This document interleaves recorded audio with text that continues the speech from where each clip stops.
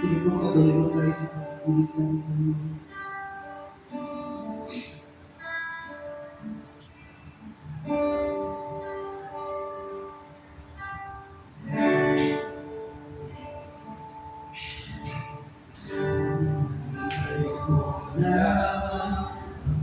Sa libong buhay, hindi magkakali at sa'yo'y hinihintay.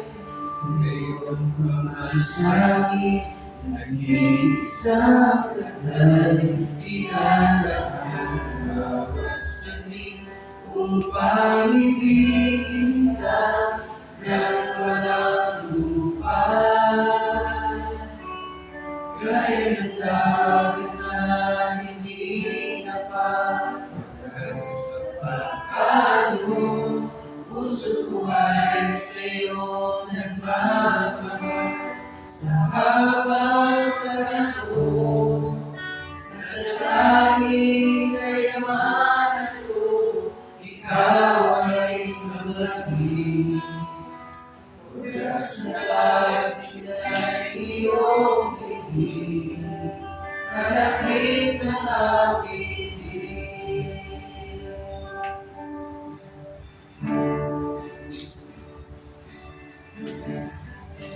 Mayroon lamang sa libong buhay, hindi ko kakalita at sa'yo'y ibigay. Ngayon pamasahe, isang tatay, inalaang bawat sabi upang ibigin ka ng walang lupay. Gaya ng dagat na hindi napapagad sa pagkalalo, puso ko ay sa'yo nagmamahal. Sa habang panahon, natatanging kayamanan ko, ikaw ay sabi. Wagas na pagsitang iyong bigay, kalapit ng aking diin. Gaya ng dagat na hindi napapagad sa paglalaro, puso ko ay sa'yo nagmamahal. Sa habang panahon, natatanging kayamanan ko, ikaw ay sabi. Wagas na pagsitang iyong bigay, kalapit ng aking diin. Gaya ng dagat na hindi napapagad sa paglalaro, puso ko ay sa'yo nagmamahal. Sa habang panahon, natatanging kayamanan ko, ikaw ay sabi. Wagas na pagsitang iyong bigay, kalapit ng aking diin. Wagas na pagsitang iyong bigay, kalapit ng aking diin. Wagas na pagsitang iyong bigay, kalapit ng aking diin. Isang paglapang ka ng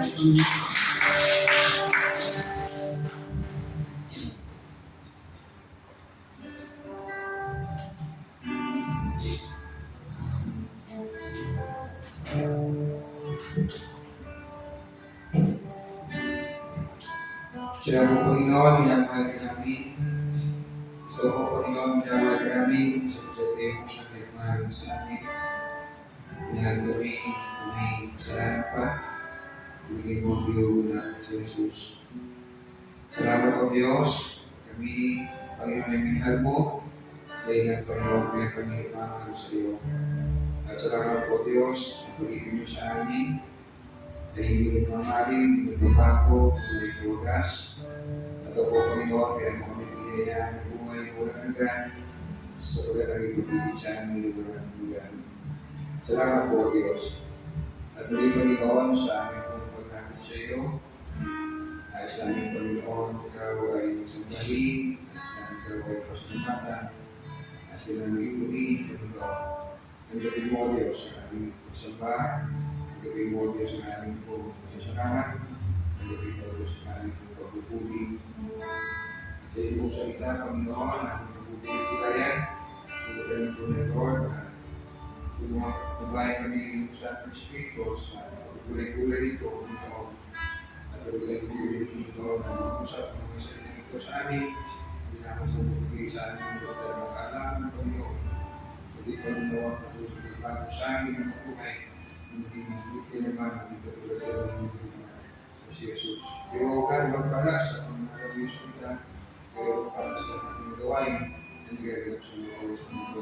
Salamat po marami, yung pwede namin natingat, sa mga walang himay. Salamat sa mga isip ko ng Diyos. Amen.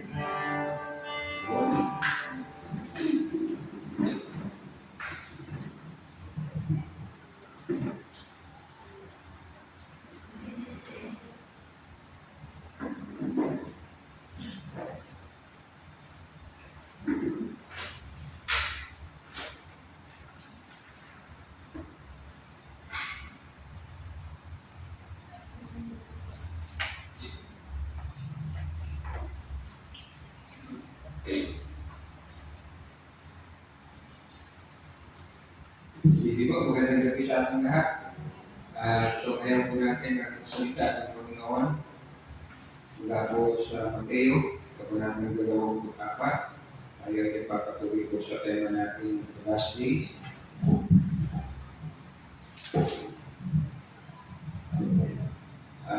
Mensahe ito ay pinagdata po kung maging ang anak man. Maging ang anak man. Matthew 24, sa talata po, verse 36. Mateo, kabanata ng 24, talata ay 36. Ngunit tungkol sa araw at oras ngayon ay walang nakakaalam, kahit ang mga akhir sa langit o maging ang anak man. Ang ama lamang ang nakakaalam ito. Matthew 24, verse 36. Ang Panginoong Diyos ko pagpala sa kanyang mga salita. Ano po naiisip natin, no, as we read or heard, no, ang mga salita nito na galing mismo sa bibig ng Panginoong Jesus. Ngunit tungkol sa araw at oras na iyon ay walang nakakaalam kahit ang mga anghel sa langit o maging ang man. Ang ama lamang ang nakakaalam ito. Pagkatapos pong magitin ng Panginoong Jesus ang mga signs na mangyayari on the last days, bago dumating ang last day, ang araw na kanyang muling pagbabalik, kawakasan po ng mundo. Pagkatapos ang magitin ng lahat ng mga mangyayari, here sa araw po ng kanyang muling pagbabalik, on the last day, ay sinabi niya, dito po sa araw at oras na iyon ay walang nakakaalam kahit ang mga anghel sa langit o maging anak man ang akalaman ang nakakaalam ito. Again, ito kung naiisip natin, as we heard, as we read, ang mga salita nito ng Panginoong Jesus, na walang nakakaalam ng araw o ng last day kahit ang mga anghel sa langit at kahit ang anak man o ang Panginoong Jesus, ang ama lamang ang nakakaalam. Isa ito sa mga talata na ginagamit ko ng mga deniers, denying the deity o pagka-Diyos ng Panginoong Jesus. Dahil kung si Jesus ay Diyos, bakit hindi niya alam ang araw o huling araw o last day? Dahil ang Diyos ko ay walang bagay kung siya na hindi niya alam. And so, If Jesus is God, and God is omniscient, so bakit hindi niya alam ang araw o ang huling araw? So again, no, ang talatang ito, ginagamit po ng mga deniers, no, na si Jesus ay Diyos. Isa po sa principles, no, in interpreting the scripture, o pag-interpret po ng talata sa Biblia o ang salita ng Panginoon, ay ito po, the main things are the plain things, and the plain things are the main things. Ang mga pangunahing bagay ay mga malinaw na bagay, at ang mga malinaw na bagay ay ang mga pangunahing bagay. So we will apply itong principle ito in interpreting itong talata ito. Ginagamit nga po ng mga deniers, no? At they are denying si Jesus po ay divine, si Jesus po ay Diyos, dahil hindi niya alam ang huling araw o kaya magkakanang ang huling araw. So again, applying itong principles nito, the main things are the plain things, and the plain things are the main things, apply natin ito sa talata nito. So may po natin. Ngunit tungkol sa araw at oras na iyon. So ano po itong tinutukoy ng Panginoon Jesus na iyon? Ano po itong iyon? Makikita natin ang malinaw po ang tinutukoy ng Lord ay itong iyon ay ang araw ng muling pagbabalik ng Panginoon. Hindi man natin makita agad ito sa talatang ito, pero ito will read, no, in mga previous verses and we will be reading simula po verse 32, ang talata natin ay 36, we will be reading 32 hanggang 39. So, maladaanan natin yung 36, lalabas pa tayo yung tatlong talata. That we read 32 to 39 para lang makita natin na matiyan natin kung ano yung tinutukoy ng Panginoon Jesus na iyon. So talagang ito ulit tungkol sa araw at oras na iyon. Verse 32, unawain ninyo ang aral mula sa puno ng igos, kapag ang mga sanang ito ay umuusbong at nagkakandang na, alamin ninyo malapit na ang kagaraw. Gayon din naman, kapag nakita ninyo ang lahat ng ito, malalaman ninyo malapit na siya dumating. Halos na rin ito na. So somehow, at this point, kita na natin na pinutukoy niya yung kanyang muling pagpapalik. Tandaan ninyo, verse 24, magaganap ang lahat ng mga ito bago maubos ang saming langit ito. Lilipas ang langit at ng lupa, ngunit ang aking mga sinasabi ay tiyak na mananatili. Pamilya ko sa mga 24, na po ang sinabi ng Panginoon, tungkol sa kanyang mga alagaan, kailan natapos ang mundo. Pinalinyana po yung mga magaganap. Then, ito po yung talata natin. Ngunit tungkol sa araw at oras na iyon, dalitigyan na sa atin, plain and simple, tinutukoy nga po, kaya araw ng Panginoon. The last day. Ngunit tungkol sa araw at oras na iyon ay walang nakakaalam kahit ang mga anghel sa langit o maging anak man. Ang ama lamang ang nakakaalam ito.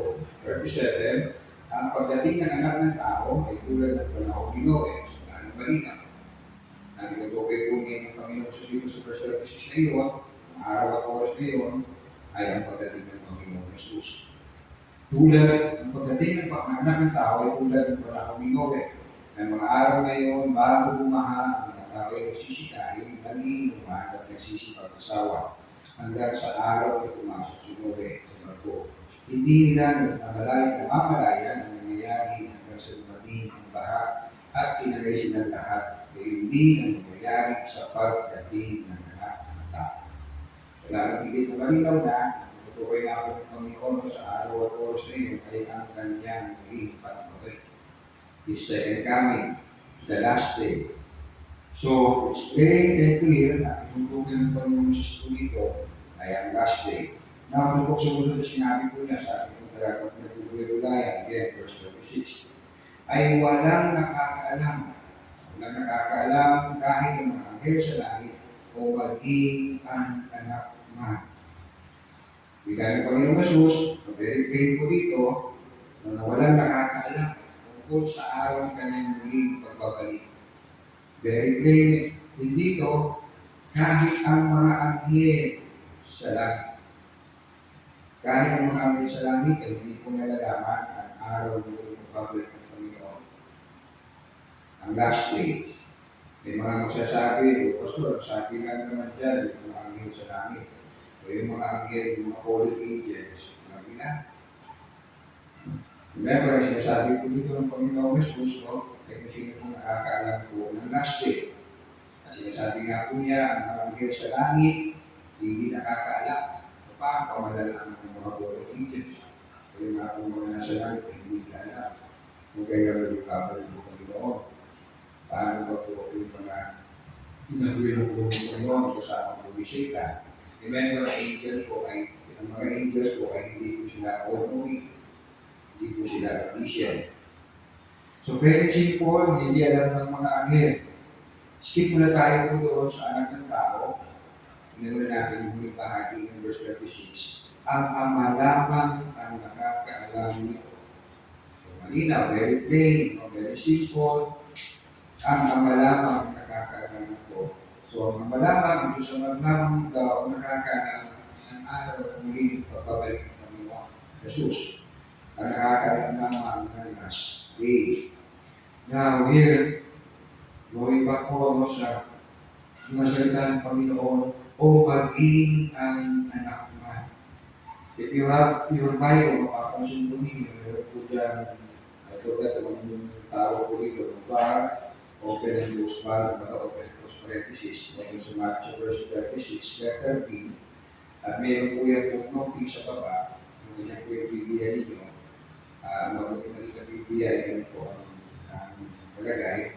Sa babang baba, o sa footnote, may mababasa tayo ganito. Sa ibang manuskrito ay hindi nakasulat ang mga salita nito. Ito kay kung maging ang anak man.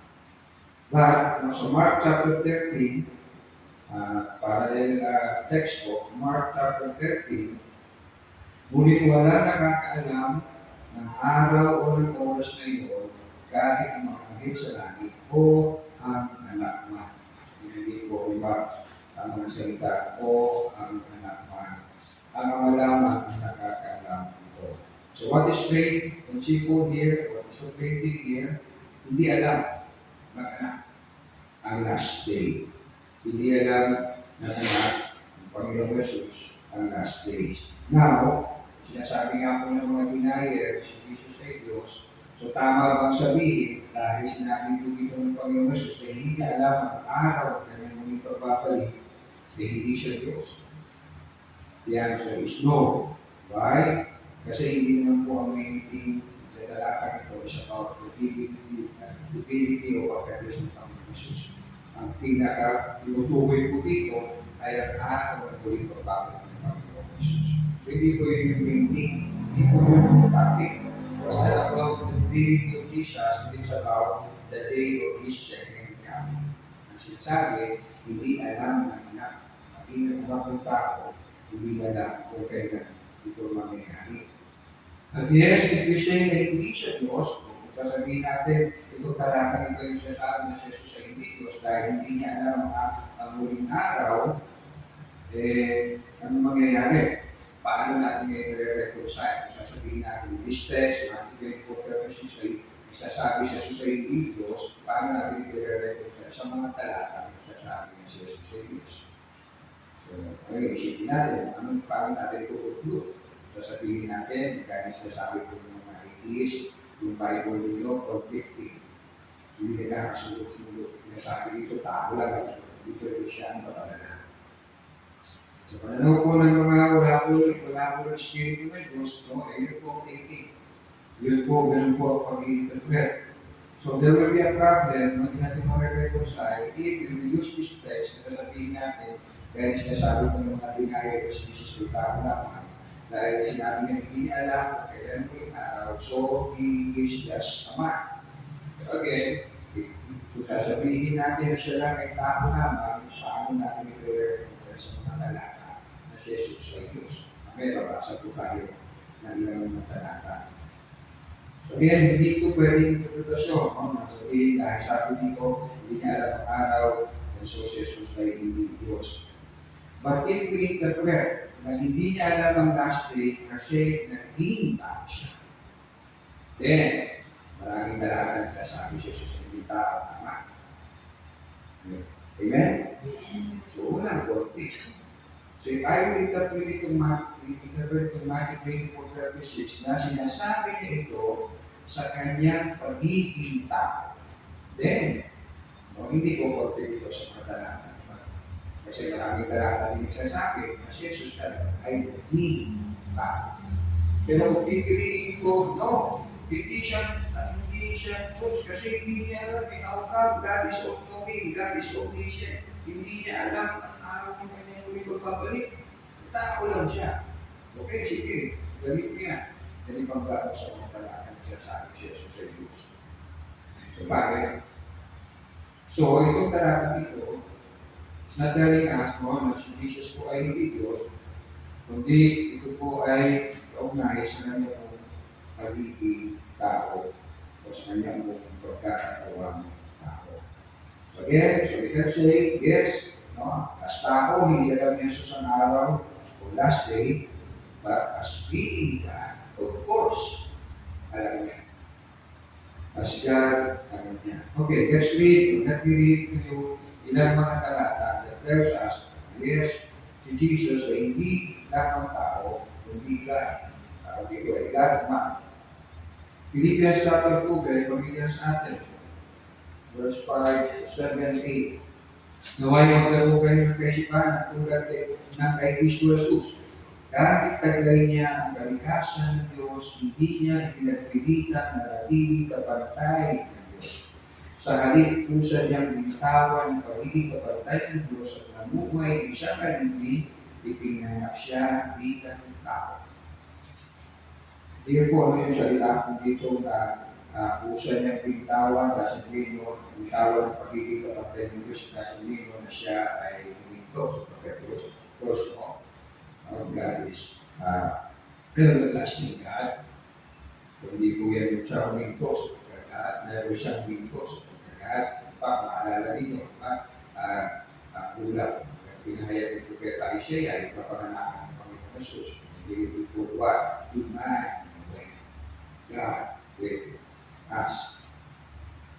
Colossians chapter 2, verse 9. Colossians chapter 2, verse 9. Yung mga dalagang pinili ko po, nagpapakita ko, yes, Jesus is fully God, and yes, He is fully man. Colossians chapter 2, verse 9. Sapagkat ang buong kalikasan ng Diyos ay na kay Kristo sa Kanya, ano sabi? Pagiging tao. So yes, we can interpret in Matthew 24, verse 36, I was saying that attributed o may kaugnayan sa kanyang pagiging tao. Hindi ko sa kanyang pagiging Diyos. So, kanyang pagiging Diyos, alam niya. Diyos ka is omniscient. Matthew 1 verse 9, Matthew chapter 1 verse 9, po ni Matthew at Isaiah, magdiling ang isang birhen at magsisigat ng isang sanggol na lalaki at tatawagin itong Iman. Kahulugan, kasama natin ang Diyos. God is with us. Remember, I don't know, ang kahulugan at nasusulo, ipang siya, pag isa Muslim siya, ang analogy na, ano ang tawag sa anak ng aso? Tuka. Ano ang tawag sa anak ng pusa? Puta. Ano ang tawag sa anak ng baboy? Diba? O anong tawag sa anak ng tao? Tao. Baby, sakor. Si Maria, tao lang, diba? O si Jesus, pinangalan niya. So, tao lang siya. Pero sa kanya po kapanganakan, yes, he was. Tao, yung tao po siya, pero hindi po siya tao naman. 1 Timothy chapter 3, unang Timoteo, pagkakang 3, talata ay 19. 1 Timothy chapter 3, verse 16. Hindi may kakaila ang napakadakila ang iwagan ng ating reliyon. Siya'y nahayag sa inyong tao. Pinatunayan matuwid ng Espiritu. Nakita ng mga anghel, ipinangaral sa mga bansa, pinaniwalaan sa lipunan at itinaas chapter 1, Matihan. Ito kayo ang Panginoong Jesus. First Timothy chapter 3, verse 16. Very familiar tayo sa John chapter 20. John 20, verse 27. John 20, 27. At sinabi niya kay Tomas, pagkakataon ito, sino? Kasi muli ng buhay, makita siya, tama pagkaalala ko, pagkakataon, ipakita siya sa excuse siya mga alagad, now this time, nandito mo si Tomas. At sinabi niya kay Tomas, ilagay mo ang iyong daliri, ito at tignan mo ang aking mga kamay. Ilagay mo ang iyong kamay sa aking dalirihan. Huwag ka nang magaling-gamit pa. Sa halip ay nagwala ka. Sumagot si Jesus, Panginoon. Sumagot si Tomas, Panginoon ko at Diyos ko. Nalagay niyo pa lang yung response ng Panginoon Jesus. Sinabi sa kanya ni Jesus, naniniwala ka na ba dahil nakita mo ko? Pinagpala silang hindi nakakita kay may naniniwala. Hindi sinabi po ni Jesus na Tomas, hindi ka, nagulat ka ata, natakot mo sa akin, kaya sinasakulat ko, kakakulan mo. No? Hindi niya ko nilagyo, no? Confession ko ni Tomas, Panginoon ko at Diyos ko. Yes, kung sasabihin niyo, teka, ang Diyos ay Espiritu. Amen. Sinasabi din po yung doon ng kasulatan. Ang bawas ko dyan sa akin po. Kasi Jesus ay Diyos. 2 Peter chapter 1, verse 11. Panginoong Pedro, pagkakasa isa, hindi ka gawing isa. Remember, ito po mga, like sila Peter, sila Tomas, mga they were Jews. Mga Hudyo po sila. Talaga naniniwala sila sa isang Diyos. Ang Diyos ay Espiritu. Pero pinaniwalaan nila si Jesus ay Diyos. Nagkakawang tao. 2 Peter chapter 1, verse 11.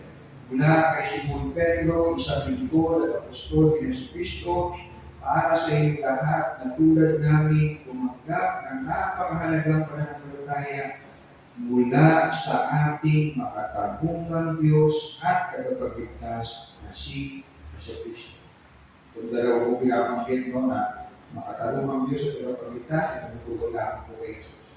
Tumutukoy sa dalawang persona, isa Diyos Ama, isa Diyos na hindi sa Diyos na. At yes, ang Diyos po lamang sinasamba. Ano siya namin? Tingnan po natin sa Pahayag. Sa Pahayag, Kabanatang 5. Diyos lamang po sinasamba, wala pong picture, wala pong nilikha na dapat sambahin. Pero here, mababasa po natin, ang Panginoon Jesus po ay sinasamba. O paano sinasamba ang Diyos Ama. Pahayag, Kabanatang 5. Talata ay 1 hanggang 14.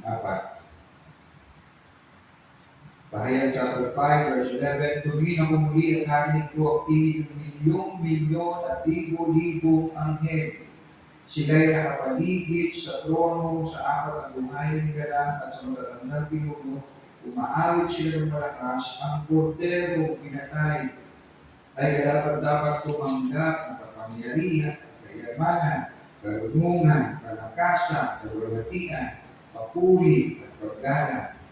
At narinig mo umawit ang bawat nilikhang nasa langit, nasa lupa, nasa langit ng lupa, at nasa dagat, lahat ng mga naroon. Inilahat sa lilikha. Siya nakaupo sa trono at sa kordero, at siya itong kordero, Panginoon Jesus, ang papuri at karangalan, kaluwalhatian, at pangyarihan, magpakailanman. Kung di ko binibigay ng papuri sa Ama, hindi ko binibigay ng papuri sa Anak. Verse 14, at sumagot ang apat ng dalang ng buhay, Amen, at nagpatira pa ang at nagsisamba. Ang Panginoong Jesus ay sinasamba po sa kanilang. At yes, taas ang naging sa ilikha. Sabi nga po sa Pilipos, lahat ng tulog ay lulog, lahat ng bibigyan sa sabi ni Jesus ay Panginoon.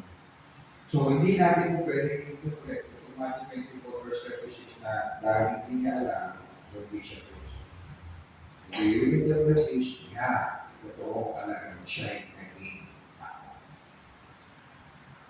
And lastly po, I hear this punto argumento ito, na itong talagang ito, Matthew 22:36, natin dinahin mo na si Jesus po ay Diyos. Una, dinahayag nga yung mga mangyayari bago siya dumating. Tapos, hindi lang na pahayag kayo sa pagkain.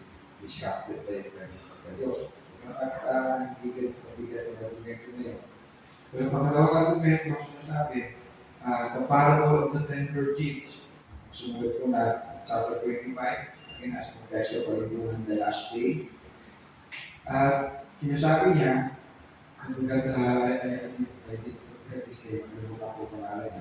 ang sabi niya, ang sa kultura ng mga Hudyo, ang tatay ang nagsiset ng araw ng kasal.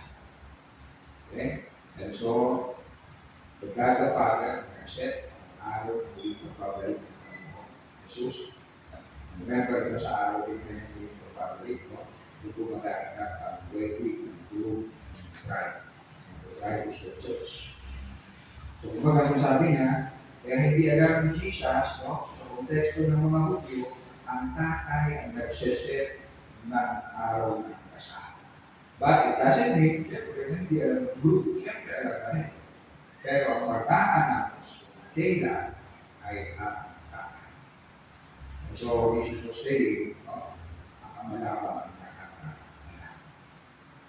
We think, but ano yung pwede kong sinasabi. Ngayon, remember siya sa mga signs, sinasabi ni Lord, ay marami kong magpapangkap na Kristo, na magtutulog ko ng iba, Kristo. Marami yung magsasabi na nariyan na siya, dumating na siya. Matthew 24 verse 20-25. 20-25, kung may magsasabi sa inyo, narito ang Kristo, o naroon siya, huwag kayong maniniwala. Sapagkat may ikaw ng mga huwad ng Kristo at mga huwad ng propeta. Kapakita sila ng mga himala at mga kabagalagan upang iligaw na maaaring muhin ang mga inilas ng Diyos. Tandaan ninyo, nagpaulak-ulak sa bibig ko sa inyo. Ako, kasabi sa inyo ulit, tandaan niya. Sinabi na sa akin ni Lord, ikaw na sa akin ni Lord. At yes, marami na po, ang mga nagsabi ko na dumating na siya. Bigay ko ng mga dates. Ang nangunguna po sa listahan ng Jehovah's Witnesses. Nagbigay po sila ng 1, 2, 3, 4, 5 na dates. Unang date na bigay po nila 1940. Dito maraming lumbali sa Jehovah's Witnesses. Then 1950, kakalan ko sa calculation. Then 1980, then 1925, then 1975. Dumating si Lord sa 1975, hindi na ako pinanalak. 1975, pinanalak. Maging ang founder po ng Mormons, nagdeklara na yung second coming ni Jesus, February 14, 1891. Yes, naalala ko po ito, nakita ko po ito sa, kahit ito sa Dasma, yung malaking takulin, nagkakatrabaho pa ako sa IRT. Si Harold Camping. Ang una-una niya pong ilagay, May 21, 2011, pero pinapahit takulin na yung pinalitan ng October 21, December 2011. So, May, June, July, August, September, October pala. Nakita ko rin, hindi lang pala dito sa Dasma, maging sa EDSA. Yung makalagay po yun, na narating si Lord, October 21, 2011, August 2026 na ngayon. At yes, kaibigan po si Niculoy. Hindi naman niya sinabi na dumating na, pero sinasabi niya, dumating na si Jesus Tubutin, 2005. So, kung nakita niya si Niculoy, siya dumating na sa katauhan ko. Kaya kung makita, hindi dito mga kulon. Remember, narinig natin yung mensahe ng linggo, ang pagdating ng Panginoon ay hindi darating ng biglaan. At yes, malalaman ng lahat ng tao. Ito ang salita ng Panginoon. Jesus, ang Panginoon ay susulitin, nagbigay siya ng mga tanda ng mga mangyayari. Tayo ang Lord, maraming pong salamat. Tunay nga, Lord, salamat sapagkat hindi mo lang kami binigyan ng kaligtasan. Kaya po kami, Panginoon, ng iyong salita. Upang paano kami mamumuhay sa gitna, Panginoon, ng last days, Panginoon. Bago na tuwing araw at muling pagpapalik pa ito. Salamat po, O Diyos. Ito po, Panginoon, tunay nga, papatuloy namin yung pag-aaral ng the last days, Lord, ang tulad ito, hindi po na pangamba ang pagod, Panginoon. Tunay ko yung magtulog sa amin ito na kayapaan, kagalakan, hindi binugan ng pagpasalamat ng Panginoon. Ito na rin yung papayag, Panginoon. Ngayong kataklan, dito pangyarihan, ito kay Diyos, at ito kay ang Diyos sinasabi, ito pa rin ang gawin at mangyayari, Panginoon. Ito po, ito sa lahat, Lord, ito kay ang Panginoon. Salamat dahil naglaan kami sa buhay ko na nagkakaliyan sa langit. Panginoon ulit, salamat po at tuloy kayo o Diyos sa mag-usap sa mga sukat ko na nagkakaliyan at paano kami natutugod para namin sa buhay, para namin ito pag-aari sa marami. Salamat po marami, ito po yung aming nagkakaliyan.